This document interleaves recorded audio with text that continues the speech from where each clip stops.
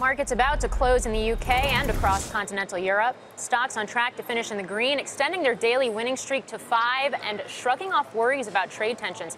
The FTSE is leading the way, on pace for its best daily performance since late June, as the pound falls on the big story of the day. UK Prime Minister Theresa May facing pressure over a new Brexit plan, with Foreign Secretary Boris Johnson joining the list of cabinet members who have resigned. A story, Wilf, that you have been following very closely for us. Yeah, absolutely. So 7 people of her government have resigned or left the cabinet since November. But the really important developments, the last 24 hours, 3 high-profile Brexiteer members going, in particular David Davis, the Brexit Secretary, late last night, and Boris Johnson, the Foreign Secretary, and of course lead campaigner in that EU referendum 2 years ago, resigning this morning. And that significantly increases the pressure on Theresa May. She's just been in Parliament, as we watched a little bit of, and she has continued as normal. Clearly, that's really her only strategy. It's not like that's a surprise, but she's continued as normal, articulating the details of her Brexit plan, which was hashed out on Friday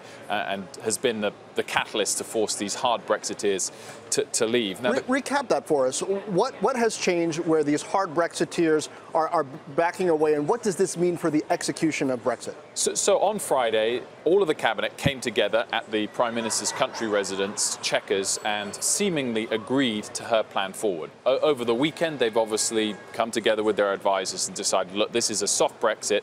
It's not a Brexit plan I can personally support. And 3 of them, David Davis, Steve Baker, Boris Johnson, in the last 24 hours have decided to resign over the back of that. Now, she has continued as normal, suggesting she's going to take this plan to Brussels and try and get agreement for it. At the moment, she has every right to do that. The question is whether enough backbench MPs within the Conservative Party now think enough is enough. I'm going to follow the lead of the likes of Boris Johnson, and they can call for a vote of confidence in Theresa May. Only 15% of the Tory MPs need to send that letter to the 1922 committee. That's 48 MPs in total. And one would have to say the chances of that happening and a vote of confidence materializing has massively increased, but we're not at that point yet. So we shouldn't even be having a conversation about potential successors. Well, you can still have the conversation. I mean, if you look at the betting odds for who would be the next Conservative leader, we don't know when that eventuality would take place. Of the top 6, only 1 is a true Remainer.